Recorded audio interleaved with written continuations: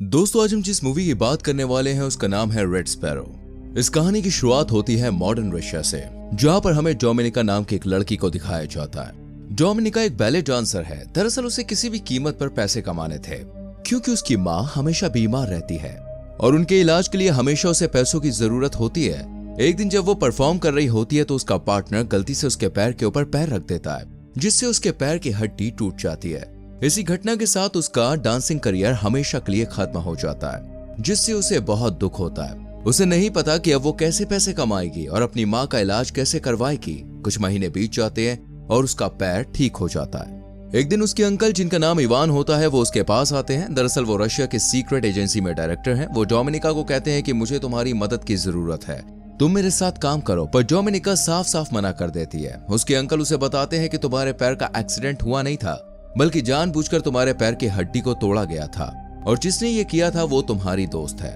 उसने ऐसा इसलिए किया ताकि वो डांसिंग में तुम्हारी जगह ले सके। ये सुनकर डोमिनिका को बहुत दुख होता है और बहुत गुस्सा भी आता है। वो अपने दोस्त के घर जाती है और उसे बुरी तरह से मारती है। इसके बाद एक बार फिर से वो अपने अंकल इवान से मिलती है और उनसे पूछती है मुझे क्या करना होगा। उसके अंकल उसे बताते हैं एक बहुत बड़ा गैंगस्टर है, तुम्हें उसे सिड्यूस करके एक होटल के कमरे में लाना होगा और इसके बाद हमारे एजेंट्स अपना काम कर देंगे। इसके बदले में तुम्हारी माँ के जितने भी मेडिकल के खर्चे हैं वो सब के सब हम उठाएंगे। और अब डोमिनिका उसकी बात मान जाती है। वो उस गैंगस्टर से एक बार में मिलती है जहां पर उसे सिड्यूस करती है। इसके बाद वो गैंगस्टर उसे होटल के कमरे में ले आता है और यहाँ पर इस वक्त कोई भी नहीं पहुंचा होता है, इसलिए वो आदमी जबरदस्ती उसकी इज्जत लूट लेता है, जिससे डोमिनिका को बहुत दुख होता है, क्योंकि उसे सिर्फ उस आदमी को सिड्यूस करना था। अब यहाँ एजेंट आता है और उस गैंगस्टर को मार देता है। पर डोमिनिका के साथ जो हुआ वो उस बात से टूट गई है।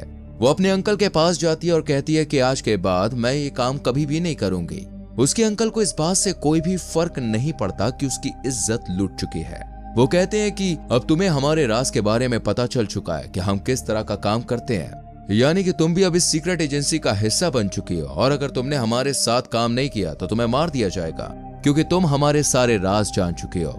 वहीं दूसरी तरफ हमें मॉस्को में नेट नाम के एक लड़के को दिखाया जाता है, जो एक अमेरिकन जासूस है। नेट एक आदमी से मिलता है जिसे वो मार्वल कहकर बुलाता है। दरअसल दोस्तों, ये नेट को खबरें देता है और वो उसे कुछ खबर देकर वहां से निकल जाता है।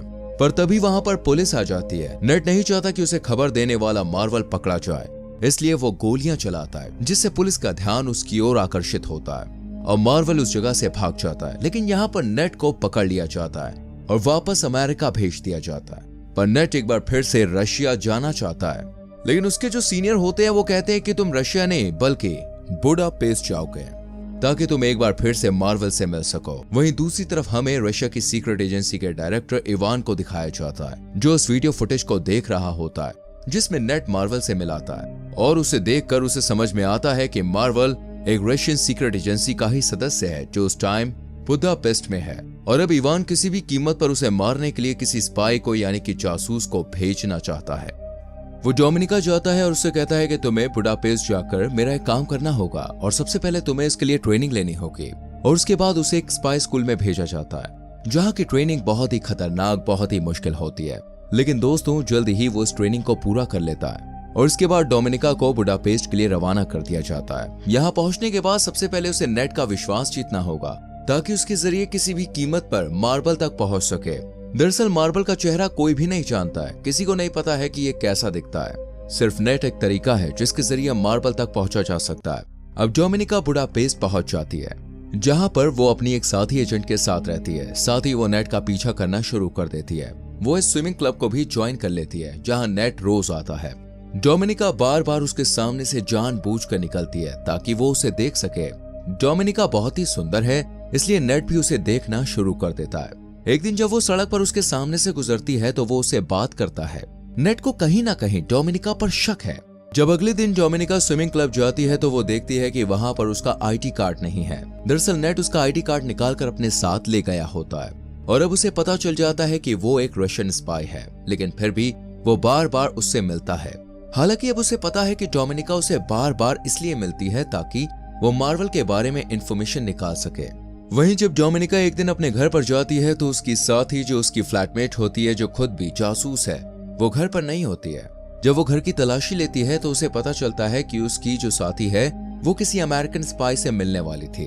जिसे वो कुछ इन्फॉर्मेशन देगी और इसी इन्फॉर्मेशन के बदले उसे पैसे मिलेंगे। डोमिनिका भी समझ जाती है कि उसे भी उसी तरह का एक मिशन दिया गया है।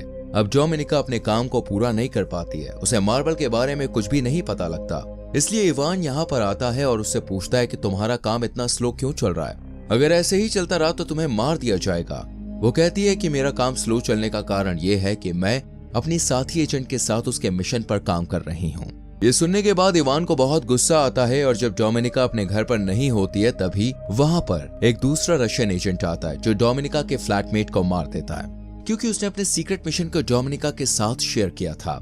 हालांकि उसने नहीं किया होता, लेकिन डोमिनिका ने कहा होता है कि मैं उसके साथ काम कर रही हूँ। इसलिए इवान को और रशियन इंटेलिजेंस को ये लगता है कि उसने अपने खुफिया मिशन को किसी के साथ शेयर किया है, इसलिए उसे मार दिया जाता है। साथ ही जब डोमिनिका घर पहुंचती है तो वहीं रशियन एजेंट उसे धमकी देता है और कहता है कि अगर तुम अपने मिशन में फेल हुई तो हम तुम्हें भी मार देंगे।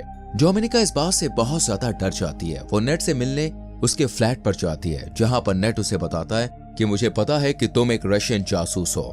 डोमिनिका बताती है कि मुझे अपनी और अपनी माँ की जान बचानी है, इसलिए उसे रशियन जासूस बनना पड़ा। नेट उसे कहता है कि मैं तुम्हारी और तुम्हारी माँ की सुरक्षा की गारंटी लेता हूँ, लेकिन तुम्हें डबल एजेंट बनना होगा, यानी कि तुम्हें मेरे लिए काम करना होगा। और उसकी वो बात मानी जाती है, जिसके बाद वो दोनों एक दूसरे के बहुत करीब आ जाते हैं। और अगली सुबह जब वो नेट के घर से निकलती है तो उसके पास उसका एक ग्लास भी होता है जिसमें नेट के फिंगरप्रिंट्स हैं। वही नेट एक बार फिर से मार्वल से मिलता है। मार्वल उसे आगाह करता है कि तुम्हें डोमिनिका से दूर रहना होगा, क्योंकि वो एक रशियन जासूस है और तुम्हारे लिए बहुत बड़ा खतरा बन सकती है। लेकिन नेट उसकी बात नहीं मानता है और उसे अपने साथियों से भी मिलवाता है, जहां पर डोमिनिका कहती है कि मैं तुम्हारे लिए काम करूंगी, लेकिन इसके बदले मुझे $30,000 देने होंगे तुमको। अमेरिकन एजेंट्स पूछते हैं लेकिन हम ऐसा क्यों करेंगे? वो कहती है कि क्योंकि मैं तुम्हारी मदद कर सकती हूँ। जिस लड़की के साथ मैं रहती हूँ वो एक रशियन एजेंट थे। उसे एक मिशन दिया गया था, जिस मिशन के तहत उसे यूएस सेंटर के चीफ स्टाफ से मिलना था, जो उसे अमेरिका के बारे में बहुत सारी इंफॉर्मेशन देने वाली थी। पर उसकी अब मृत्यु हो चुकी है और वो मिशन अब मुझे दिया गया है। मैं तुम्हारी इसमें मदद कर सकती हूँ। ये सुनने के बाद वो उसे पैसे देने के लिए राजी हो जाते हैं और अब डोमिनिका यूएस सेंटर के चीफ स्टाफ से मिलती है, जो उसे डेस्क देती है। दरअसल डोमिनिका की और यूएस सेंटर के चीफ स्टाफ के ऊपर यहाँ पर रशियन के साथ साथ अमेरिकन जासूस भी नजर रखते हैं। डोमिनिका ने जो डिस्क ली होती है वो किसी तरह उसे बदल देती है और नेट तक पहुंचा देती है। अमेरिकन सेंटर की चीफ स्टाफ जब बाहर आती है तो उसे चारों तरफ से घेर लिया जाता है। ये सब के सब अमेरिकन जासूस हैं। उसे समझ में आ जाता है कि उसका खेल खत्म हो चुका है। वो भागने की कोशिश करती है, लेकिन वो चारों तरफ से घिरी हुई है और तभी उसका एक्सीडेंट हो जाता है, जिसमें उसकी मृत्यु हो जाती है। उसकी मृत्यु से रशियन को बहुत बड़ा झटका लगता है, क्योंकि वो उनके लिए काम करती है, उन्हें इन्फॉर्मेशन दिया करती थी। और अब इवान को डोमिनिका और उनके सीनियर पर शक हो जाता है, क्योंकि उस मीटिंग के बारे में डोमिनिका और उसकी सीनियर को ही पता था। इन दोनों को वापस बुलाया जाता है, जहां पर इन दोनों को बहुत टॉर्चर किया जाता है। डोमिनिका के सीनियर की मृत्यु हो जाती है, लेकिन डोमिनिका अब भी जिंदा होती है। वो यहाँ पर इवान को बताती है कि मैंने ये सब इसलिए किया है ताकि मैं नेट का भरोसा जीत सकूं और किसी भी तरह से मार्वल तक पहुंच जाऊं। नेट का भरोसा मैंने जीत लिया है और अब मैं जल्द ही मार्वल तक पहुंच जाऊंगी। इवान उसकी बातों में आ जाता है और उसे एक बार फिर से बुडापेस्ट भेजने के लिए राजी हो जाता है। पर बुडापेस्ट जाने से पहले वो इवान के घर आती है, जहां पर वो कुछ पलों के लिए सेड्यूस भी करती है। इवान को उस पर अभी भी शक होता है, इसलिए बुडापेस्ट में वो उसके पीछे एक और जासूस भेजता है। डोमिनिका बुडापेस्ट पहुंचने के बाद सबसे पहले नेट से मिलती है। नेट उसे देखकर बहुत खुश होता है और अपने गले से लगा लेता है और वो नेट को सब कुछ बता देती है। नेट अभी भी उसे मार्वल के बारे में कुछ बताता नहीं है, लेकिन वो उसे बहुत पसंद करता है, इसलिए एक बार फिर से वो दोनों एक दूसरे के करीब आ जाते हैं। ये दोनों के दोनों सो जाते हैं, पर जब डोमिनिका की नींद खुलती है तो देखती है कि उसके सामने वही एजेंट है जिसे डोमिनिका के पीछे रशिया से भेजा गया था और उसने नीट को पकड़ा हुआ था। वो किसी भी हालत में मार्वल का असली नाम और उसकी पहचान उससे जानना चाहता था, पर नेट उसे नहीं बताता है। इसके बाद डोमिनिका भी नेट को मारने लगती है और उसे मार्वल का असली नाम पूछती है, लेकिन उसे टॉर्चर करते करते अचानक से वो रशियन जासूस के ऊपर हमला करके उसी को मार देती है, जिसके चलते दोनों के दोनों घायल हो जाते हैं और डोमिनिका और नेट दोनों हॉस्पिटल में होते हैं। यहाँ पर रशिया के जनरल, जो कि इवान के सीनियर होते हैं और डोमिनिका उन्हें पहले से ही जानती है, वो डोमिनिका से मिलने के लिए आते हैं और कहते हैं कि मुझे पता है कि नेट ने तुम्हें मार्वल का असली नाम नहीं बताया है और जिस जासूस को हमने तुम्हारे पीछे भेजा था उसे तुमने ही मारा है और बहुत सारी ऐसी बातें हैं जो तुमने हमसे यानी कि रशिया से छुपाई है। डोमिनिका साफ साफ मना कर देती है। जनरल कहते हैं कि तुम्हें मुझसे डरने की जरूरत नहीं है, जिस मार्बल की तुम्हें तलाश है, जिसे नेट बचाने की कोशिश कर रहा है, वो कोई और नहीं बल्कि मैं ही हूँ। मैं रशिया के लिए पहले बहुत ईमानदार था। एक दिन मेरी पत्नी बहुत ज्यादा बीमार थी। एक अमेरिकन डॉक्टर था जो मेरी पत्नी को बचा सकता था, लेकिन मुझे इसके लिए अलाउड नहीं किया गया। उन्हें ऐसा लगता था कि मेरी सच्चाई उस डॉक्टर को यानी कि अमेरिकन को पता चल जाएगी, जिस वजह से मेरी पत्नी की मृत्यु हो गई। ये पूरा का पूरा सिस्टम करप्ट है, इसलिए मैंने रशिया का साथ छोड़ दिया और एक डबल एजेंट बनकर अमेरिका के साथ और रशिया दोनों के साथ काम करना शुरू कर दिया। तुम मेरी सच्चाई रशिया की खुफिया एजेंसी को बता सकती हो। इसमें मैं पकड़ा जाऊंगा और तुम एक नेशनल हीरो बन जाओगे, और इसके बाद तुम मेरी तरह अमेरिका के साथ और रशिया के साथ दोनों के साथ एजेंट बनकर काम कर सकती हो और रशिया की करप्ट एजेंसी को खत्म करवा सकती हो। दरअसल जनरल ने उसे सब कुछ बताया होता है, क्योंकि उन्हें पूरा विश्वास होता है कि जल्द ही वो पकड़े जाएंगे और वो नहीं चाहते हैं कि उनकी जिंदगी वेस्ट हो जाए। वो चाहते हैं कि डोमिनिका उन्हें पकड़वाए, जिसके बाद डोमिनिका उनकी जगह ले ले। और अब डोमिनिका रशियन एजेंसी के पास जाती है।